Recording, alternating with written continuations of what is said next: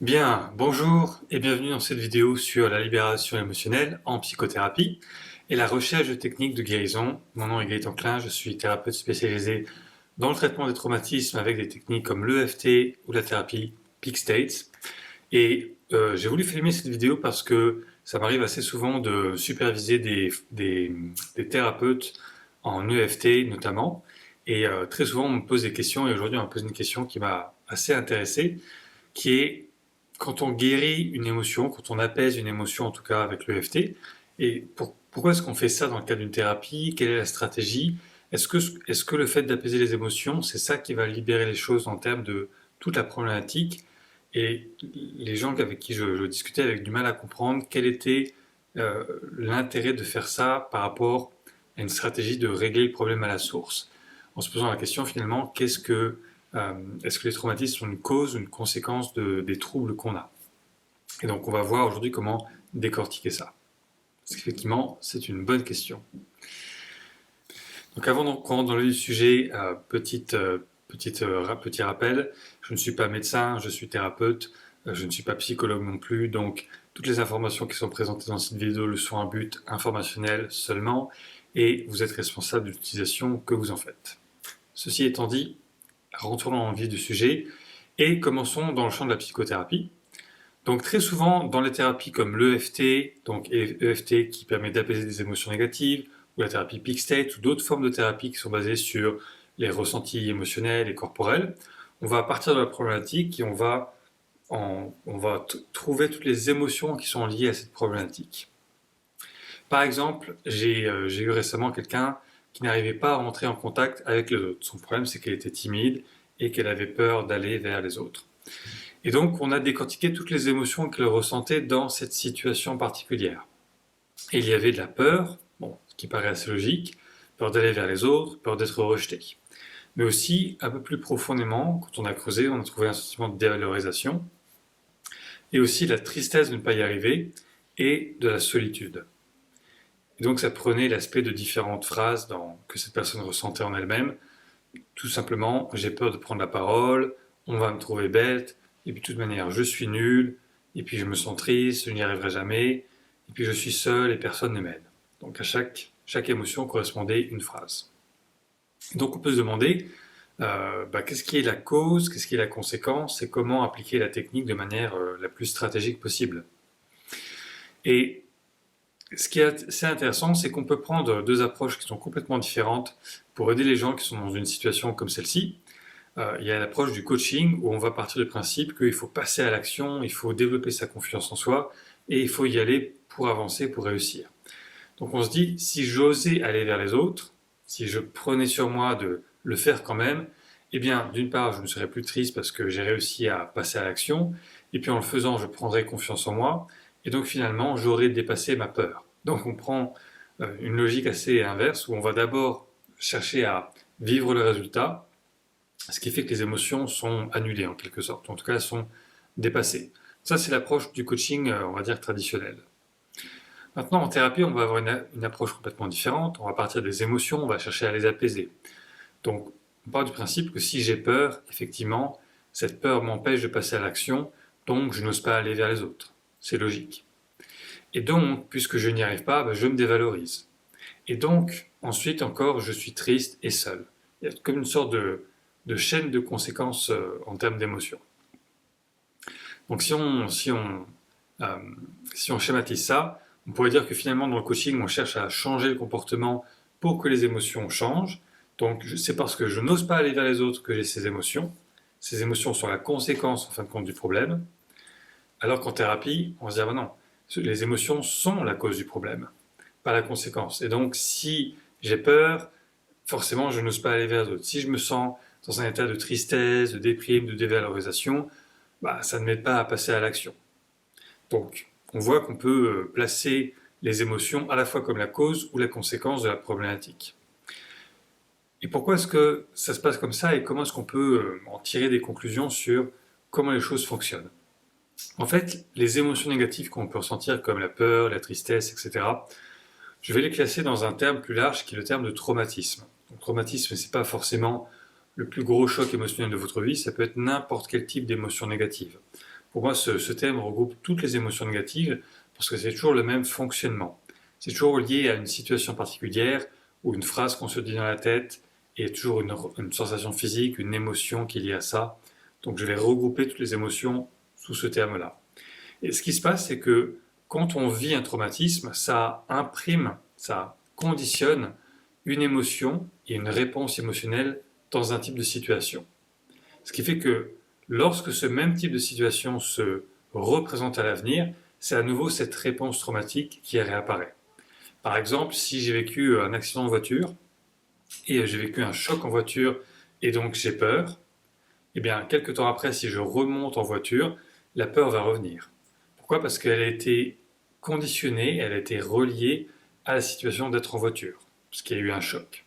Et donc, mon système nerveux cherche à se protéger et se dit la voiture c'est dangereux, donc le signal qui vient c'est l'émotion qui correspond exactement à l'émotion qu'on a ressentie au moment du choc, donc la peur par exemple.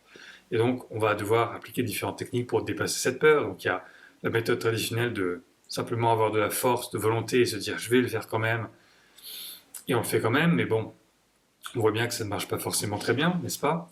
Et puis il y a différents types de thérapies qui vont permettre de dépasser la peur jusqu'à la déconditionner, c'est-à-dire ne plus avoir peur du tout. Pas seulement être plus fort que la peur, mais simplement ne plus avoir peur comme avant en fait, comme avant le traumatisme.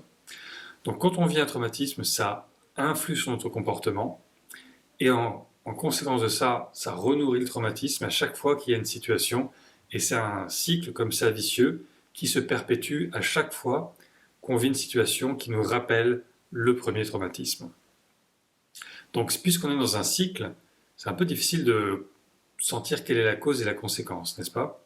En fait, tout ça, ça se rejoint. Et pour bien comprendre comment ça fonctionne, il faut comprendre comment les traumatismes eux-mêmes fonctionnent au niveau de notre psychisme et de notre corps. Et les traumatismes fonctionnent comme une pile. Ça s'empile dans le temps. Un traumatisme, je vais regrouper dans la définition d'un traumatisme tous les événements qui sont liés à la même émotion et la même pensée. Par exemple, ça pourrait être personne ne m'aime. Bon, peut-être que vous avez vécu différents moments dans votre vie où vous avez ressenti ça. Bah, personne ne m'aime, personne ne m'aime. Et à chaque répétition où vous avez vécu ça, il y a un empilement de la charge émotionnelle et de la charge liée à l'ensemble de la pile. Et ça veut dire que ce que vous avez vécu récemment, c'est lié à ce que vous avez vécu il y a un peu plus longtemps, dans le temps, et ainsi de suite, jusqu'à revenir souvent à l'enfance. C'est pour ça que très souvent en thérapie, on va toucher à l'enfance, parce que l'enfance, c'est un des moments où on est le plus vulnérable, où on est le plus en absorption de ce qui se passe. Et donc s'il y a des chocs qui nous arrivent à ce moment-là, forcément, ils ont un impact. Donc c'est pas le seul moment important, mais c'est un principe que quand on vit une difficulté émotionnelle, on peut quasiment toujours en retracer l'origine à un moment antérieur dans le temps. Et donc il y a une pile comme ça qui se met en place. Donc pour évacuer cette charge émotionnelle négative, idéalement il faudrait évacuer toute la pile. Le problème c'est que si on a une technique qui ne permet que de traiter un moment spécifique et qu'on part du présent, eh bien on va enlever le haut de la pile. D'accord? Par exemple, si j'ai eu un traumatisme à l'âge de 41 ans et que je travaille uniquement sur ça, je peux enlever cette assiette-là. C'est bien, je me sens un peu mieux. Mais il y a tout le reste de la pile. Ce qui fait que dans le futur, dès que je rencontre une nouvelle situation traumatisante, eh bien toute la pile est encore là et donc la charge émotionnelle revient quasiment comme si je n'avais rien fait. Si j'arrive à enlever toutes les assiettes de la pile jusqu'à l'âge de 5 ans, on va dire, je me sens un peu mieux. Il y a une grosse partie de la pile qui est partie. Mais il y a encore la racine qui est là. Et donc, puisqu'il y a encore le traumatisme qui est présent, le traumatisme originel, si je revis la même situation, je vais à nouveau revivre le traumatisme. Pourquoi? Parce que pour ne plus revivre le traumatisme, il faut que toute la pile soit évacuée. Et donc c'est pour ça que, idéalement, on cherche à aller à l'origine du problème. Et cette technique, cette vision de la pile, de l'empilement de traumatisme, ça correspond aussi à notre biologie, puisque les traumatismes sont stockés au niveau cellulaire dans des structures qu'on appelle des dommages épigénétiques. Donc vous voyez sur le schéma qui est ici, en bas vous avez DNA, donc c'est l'ADN, ce sont nos gènes, Et autour, vous avez ce qu'on appelle les histones, qui sont des protéines qui permettent aux gènes de s'ouvrir ou de se refermer. Je schématise. Et quand il y a un traumatisme, ces histones fonctionnent mal, et donc c'est ça qu'on appelle un dommage épigénétique autour du gène, et ça va faire que dans notre biologie, il y a quelque chose qui se coince, il y a un mécanisme qui n'arrive pas à bien fonctionner, et au lieu d'avoir une expression génétique libre et de pouvoir utiliser l'information du gène, eh bien, au lieu de ça, il va y avoir une structure qui se forme et qui est composée d'une branche d'ARN messager. C'est l'espèce de fil que vous voyez ici. Et à chaque fois qu'on va vivre un traumatisme, à chaque fois qu'il va y avoir une répétition plutôt de ce même traumatisme, on va avoir une structure qu'on appelle un ribosome qui s'attache à cette ficelle d'ARN messager. Et chaque ribosome correspond à un moment et chaque ribosome va stocker la mémoire d'un de ces moments. Donc là, vous voyez par exemple sur ces différents ribosomes, on a 4 ribosomes et qui correspondent à 4 moments différents de notre vie. Et plus on descend vers le dommage épigénétique, plus on régresse dans le temps, on revient en arrière dans le temps. Là, sur ce schéma, on va jusqu'à des mémoires prénatales, puisque en fait, beaucoup de traumatismes sont liés à des traumatismes originels qui sont avant la naissance. On en reparlera en détail dans une autre vidéo. Et donc ça, c'est la manière dont la biologie se construit, c'est-à-dire que au niveau biologique, il y a ce principe d'une pile, d'un empilement de traumatismes. Maintenant, il y a un autre mécanisme aussi au niveau cellulaire qui est que certains traumatismes ne sont pas des traumatismes biographiques, c'est-à-dire qui sont arrivés dans notre vie, à nous, mais des traumatismes générationnels ou transgénérationnels, c'est-à-dire des chocs émotionnels qui sont arrivés dans la vie de nos aïeux, de nos grands-parents, de nos ancêtres, etc. Et certains de ces chocs émotionnels que nos ancêtres ont vécus nous sont transmis, et ça se retrouve aussi sous forme de dommages épigénétiques. Donc, quand on a vécu un traumatisme, ça nous conditionne à revivre le même traumatisme dans des conditions qui sont similaires. Donc, si on a un traumatisme à un moment donné, eh bien, on va avoir plus de chances de revivre la même chose à un autre moment dans les mêmes conditions. Donc, par conséquent, pour qu'une thérapie soit efficace, il vaut mieux trouver la racine du problème, la source du problème, en particulier quand on travaille sur les traumatismes. Et c'est pour ça que, de ce point de vue-là, les émotions négatives qui correspondent à une problématique sont souvent à la fois la cause et la conséquence. Puisque vous avez compris, c'est un cycle. Donc, il convient d'utiliser une technique de régression. Ça fait partie des techniques, en tout cas les plus efficaces, pour se libérer durablement de certaines problématiques quand elles sont créées par des émotions négatives. Donc, vous avez des techniques très connues comme l'EFT, l'hypnose ou l'EMDR qui sont très efficaces, ou WHH, ça correspond à Whole Hearted Healing, c'est une technique qu'on utilise dans la thérapie Pick-State. À chaque fois, quand on utilise la régression, le principe c'est de descendre dans la pile des traumatismes et de revenir à l'origine du problème autant que possible. On peut aussi utiliser une technique qui évacue d'un coup toute la pile sans faire de régression. Ça, c'est extrêmement pratique et extrêmement agréable parce qu'on n'a pas forcément besoin de revenir à tous les événements ou de comprendre la suite d'événements et de trouver la source. On peut directement utiliser une technique qui, à partir du présent, évacue toute la pile d'un coup, ce qui est beaucoup plus rapide et beaucoup plus confortable. Donc ça, c'est une des techniques qu'on utilise dans la thérapie Pick-State. Ça évite de devoir faire une régression et ça permet de régler la source du problème directement. Et pour revenir sur les traumas générationnels, ce que nous avons découvert avec mes collègues de l'Institut de recherche auquel j'appartiens, c'est que ces traumatismes générationnels sont très majoritaires dans la source, enfin dans l'accumulation de souffrances qu'on peut vivre, et dans toute la somme de nos émotions négatives, il y en a une écrasante partie qui sont d'origine générationnelle. Donc, de manière globale, c'est souvent intéressant de travailler au niveau générationnel, de pouvoir guérir ces traumatismes-là. Pourquoi ? Parce que c'est un peu plus facile et rapide, c'est souvent plus confortable et c'est surtout plus profond et efficace. Donc ça n'a que des avantages. Ce qui fait que dans ma pratique avec mes clients, très souvent, je travaille plutôt au niveau générationnel d'abord qu'au niveau biographique, y compris sur les traumas biographiques intenses. J'ai souvent des gens qui viennent me voir qui ont vécu des agressions physiques, sexuelles, verbales, etc., donc parfois des gros traumatismes, et bien même quand on travaille sur ces problématiques-là, je travaille souvent en générationnel parce que quand le générationnel est réglé, très souvent le biographique se règle aussi tout seul, ou alors il est grandement diminué et c'est plus facile de travailler. Et donc voilà, ça c'est un exemple de stratégie très simple mais très efficace qu'on peut utiliser pour apaiser les choses. Et pour la plupart des problématiques psychologiques, utiliser une technique de libération émotionnelle sur toutes les émotions du problème est souvent suffisant pour régler la problématique. Donc on va partir d'une problématique, par exemple, imaginons qu'on parle d'un problème du sommeil, je n'arrive pas bien à dormir, et on va regarder toutes les émotions qu'il y a autour de ça. Ah bah, ça me frustre, ça m'inquiète, ça m'énerve, je me sens seul, etc., etc.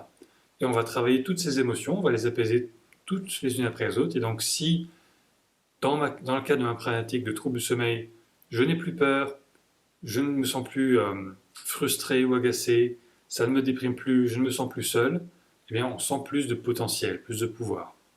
Et en fait, on va souvent régler la problématique directement comme ça. Donc ça marche dans la plupart des cas qu'on voit en psychothérapie générale, parce qu'il y a une relation directe entre la problématique et l'émotion. Donc ma problématique c'est ça, les émotions qui en découlent c'est ça. Si je règle toutes les émotions, la problématique n'existe plus, elle disparaît. Bien sûr, très souvent il y a une ou deux émotions qui sont vraiment au cœur de la problématique, donc souvent c'est un peu plus complexe que ça pour trouver quel est le cœur du sujet. Mais très souvent, plus on apaise les émotions, et plus c'est facile de trouver ce qu'il reste en fait, jusqu'à ce qu'on trouve le cœur de la problématique, et une fois qu'on règle ça, la problématique disparaît. Donc ça marche très très bien dans la plupart des cas en psychothérapie. D'ailleurs, pour reprendre des informations vraiment très très mesurables, très très analysées de manière scientifique, l'EFT, qui est des techniques aujourd'hui en thérapie les plus étudiées par des études scientifiques solides, a démontré plus de 86% de réussite sur le syndrome de stress post-traumatique. Donc quand on a une étude clinique qui démontre 86% de réussite, c'est que c'est très très très solide. Sachant que le stress post-traumatique, c'est considéré comme très difficile à traiter dans la psychologie traditionnelle ou en psychiatrie traditionnelle, alors qu'en EFT, en quelques séances, c'est réglé. Pourquoi? Parce que on est pile sur la bonne technique qui correspond au bon problème et c'est très efficace. Donc voilà, ça marche. Maintenant, le problème, c'est quand la relation entre la problématique et l'émotion n'est pas directe. Parce qu'il existe aussi de nombreuses relations indirectes entre ce que l'on vit comme problématique et le traumatisme qui en est la cause. Donc pour vous expliquer ça, je vais prendre une analogie. Imaginez que vous avez un pistolet et que dans le pistolet vous avez différentes balles, et évidemment c'est quand on déclenche le pistolet, quand on tire, que ça part. Donc vous avez deux choses importantes dans le pistolet, vous avez le déclencheur et vous avez le réservoir de balles, n'est-ce pas? Et en thérapie, on va appeler ça le déclencheur et le programmant. Le déclencheur, c'est le choc émotionnel qui déclenche le problème. C'est-à-dire qu'une fois que vous avez vécu ce choc-là, derrière, vous avez des symptômes et vous avez le problème qui est là, qui reste présent. Par exemple, de l'anxiété. Ça peut arriver à quelqu'un qui n'a jamais vécu d'anxiété dans sa vie de, à un moment donné, vivre un choc. Ce choc est très intense, cette personne fait une crise de panique, elle a l'impression qu'elle va mourir, et ensuite elle va continuer à vivre de l'anxiété, plus ou moins quotidiennement, plus ou moins de manière latente, sans forcément qu'il y ait de raison à ça, mais c'est quelque chose qui a été déclenché et qui reste là. Donc le déclencheur, c'est le moment où les choses se déclenchent. Par contre, ce n'est pas forcément l'origine du problème, parce qu'il y a ce qu'on va appeler le programmant, c'est-à-dire ce qui, à la base, fait que c'est possible d'avoir le problème. Donc le programmant et le déclencheur ne sont pas forcément la même chose. Et donc quand vous avez la balle qui est sortie du pistolet, quand vous avez appuyé pour que la balle sorte, eh bien le fait de relâcher le déclencheur ne va pas faire rentrer la balle dans le pistolet. De la même manière, si vous traitez le traumatisme déclencheur à l'aide d'une technique comme l'EFT ou la thérapie Peak States ou autre, ça va aller un petit peu mieux, mais ça ne va pas forcément changer le trouble. Pourquoi? Parce que ce n'est pas le déclencheur qui crée le trouble, il ne fait que le déclencher, ce qui crée le trouble, c'est le programmant, et la relation entre le trouble et le programmant est indirecte. C'est-à-dire qu'à partir du trouble, c'est très très difficile de trouver quel est le programmant. Qu'est-ce qui, à la base, fait que c'est possible dans l'être humain de vivre ça? Alors, il y a plein d'exemples à ça. Je vous donne un exemple en termes de troubles psychiatriques. On sait que la consommation intense de cannabis est un déclencheur de la schizophrénie. Malheureusement, il y a des jeunes qui fument trop de cannabis et paf, ça déclenche de la schizophrénie. Donc le déclencheur, c'est le cannabis dans ce cas-là, ou en tout cas le fait d'en avoir fumé trop, peut-être de faire un bad trip, de faire une overdose, de faire quelque chose qui est un peu trop fort. Mais ça n'est pas à cause du cannabis qu'on devient schizophrène. Le cannabis ne fait que déclencher la crise et déclencher la maladie. Mais la source de la maladie existe déjà, elle est préprogrammée, on va dire. Donc on peut avoir ce trouble qui est en nous mais qui est endormi et qui ne va se réveiller que si quelque chose vient le déclencher.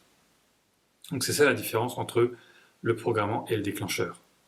Et dans ces cas-là, traiter le traumatisme déclencheur n'est généralement pas efficace pour réduire le trouble. Pour réduire le trouble, il faut trouver le programmant et ça, ce n'est pas une mince affaire. Donc il faut une méthode d'enquête scientifique pour comprendre comment tout ça fonctionne, comment fonctionne le psychisme, comment fonctionne la biologie et pour déterminer quel est le traumatisme déterminant, celui qui, à la base, fait que c'est possible de vivre ce type de trouble.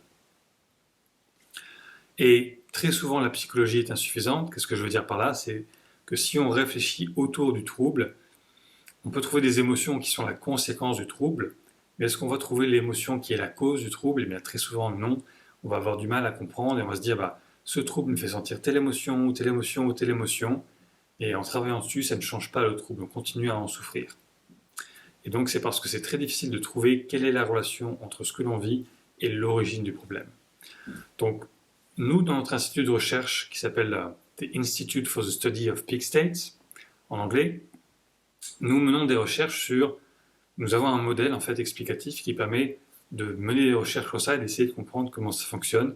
C'est ce que nous appelons la psychobiologie subcellulaire. Psychobiologie, ça veut dire que le corps et l'esprit fonctionnent ensemble. On ne les sépare pas. Pour nous, c'est vraiment uni. Et subcellulaire, parce que très souvent, c'est à l'intérieur de la cellule qu'il y a un dysfonctionnement.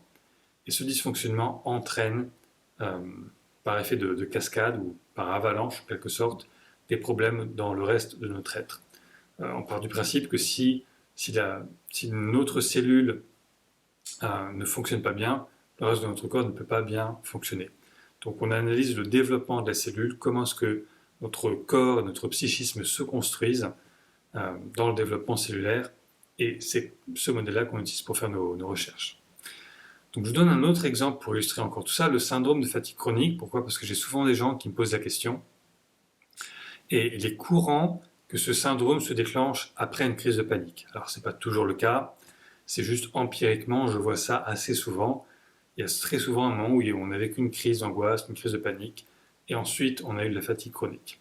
Bon, il se trouve que traiter le moment de la crise de panique est en soi utile, on va se sentir mieux. Par exemple, ça peut faire diminuer l'anxiété, ou si on a des symptômes de stress post-traumatique, ça va les faire diminuer. Mais malheureusement, ça n'est pas efficace pour soulager le syndrome de fatigue chronique lui-même. Donc, si vous regardez sur Internet, vous allez avoir de nombreux témoignages et cas cliniques de l'efficacité de l'EFT notamment, c'est une des techniques les plus populaires, mais il y a aussi d'autres techniques où on va vous dire, grâce à cette technique, j'ai vaincu le cancer, j'ai plus de sclérose en plaques, ma spondylarthrite a guéri, tel problème auto-immune a disparu, etc., etc., etc.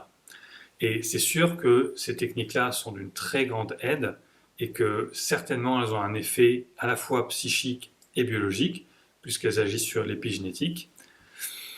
Mais je prends toujours des précautions et je vous conseille aussi de vous méfier des effets d'annonce parce que parfois c'est que les symptômes sont entrés en rémission ou alors qu'on a évacué 90% des symptômes, mais est-ce qu'on a guéri la maladie? Ça c'est plus difficile à dire.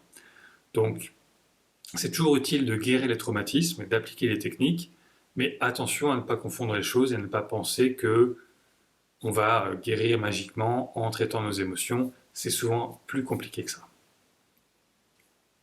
Mais pour conclure sur la question d'origine, de toute manière, il est utile de se libérer de tous les traumatismes possibles, envisageable pour plusieurs raisons. D'abord, pour soulager notre souffrance actuelle. Donc si on rencontre des difficultés dans la vie, si on a des émotions négatives, si on a des problèmes qu'on n'arrive pas à dépasser, très souvent c'est lié à des traumatismes et quand on les guérit, on se sent mieux, on a plus de possibilités, plus d'ouverture, plus de potentiel. Deuxièmement, ça permet aussi de prévenir la souffrance future. Parce que comme vous l'avez compris, les souffrances passées conditionnent ou préconditionnent les souffrances futures. Donc plus on se libère de certaines circonstances passées dans notre vie, plus ça va faire qu'on ne va pas vivre, qu'on ne va pas revivre ces circonstances dans le futur. Donc si vous avez vécu une vie difficile, très souvent, si vous êtes dans une démarche de thérapie, vous allez avoir à travailler sur les traumatismes, mais c'est extrêmement salvateur parce que c'est ça qui va faire que votre vie va prendre une direction différente. C'est aussi utile de travailler sur ces traumatismes pour se libérer des évitements et des compensations inconscientes.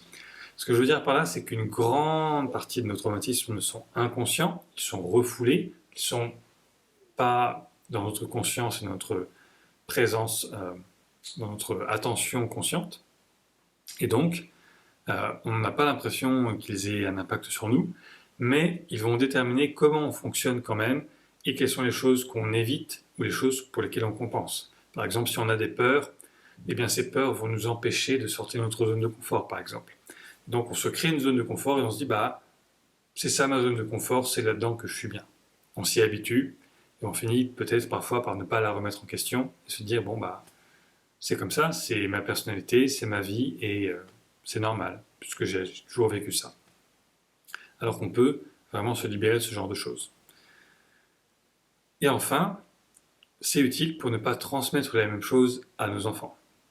Donc évidemment, il y a les actions, les comportements que vous avez, les décisions que vous prenez, mais il y a aussi certaines choses qui sont purement émotionnelles.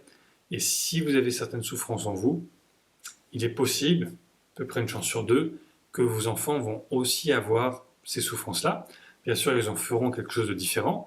Ils auront des capacités différentes, un contexte de vie différent, l'éducation que vous leur transmettez change énormément de choses, parce qu'ils vont avoir une attitude différente par rapport aux émotions ou aux circonstances de leur vie. Mais c'est aussi possible, en se libérant soi-même, de ne plus transmettre cette charge-là. Et donc, en soi, c'est aussi potentiellement une motivation. Donc, de toute manière, il est utile de se libérer de tous les traumatismes possibles. Et dans le futur, si on arrive à mettre au point une méthodologie pour mieux comprendre et mieux analyser et mieux découvrir les différents programmants de différents troubles, eh bien on pourra aussi les traiter, puisque dans notre estimation, ces programmants aussi sont des traumatismes, la plupart du temps. Ils sont juste inconscients et difficiles à détecter, mais si on a appris à se guérir soi-même, à traiter ces traumatismes, eh bien c'est de plus en plus facile. Donc de toute manière, vous pouvez de toute façon commencer cette démarche, et je vous encourage à le faire, d'apprendre par vous-même à guérir de vos émotions négatives, à apaiser vos souffrances, vos blessures, et aller de plus en plus vers la paix et la liberté intérieure, parce que c'est souvent quand on se change soi-même qu'on peut changer les choses dans le monde, et c'est tout le but de cette chaîne YouTube, de différentes vidéos que je fais, et des programmes que je fais. Donc si vous voulez en savoir plus, vous avez toute une formation à cette technique de thérapie, à la libération émotionnelle sur ma chaîne YouTube. Et vous avez aussi différentes choses qui sont présentes sur mon site internet. Vous aurez les liens juste en dessous de cette vidéo. Si vous avez des questions, n'hésitez pas. Mais pour conclure, le traitement des traumatismes, c'est, dans ce que je connais, un des leviers, peut-être même, allez, je vais être honnête, le levier pour moi le plus puissant pour changer les choses, pour se transformer, pour atteindre plus de bonheur et s'épanouir. Donc, guérissez vos traumatismes. J'espère que cette vidéo vous aura été utile et inspirante. Et laissez-moi un commentaire. Et à bientôt pour de prochaines vidéos. Merci.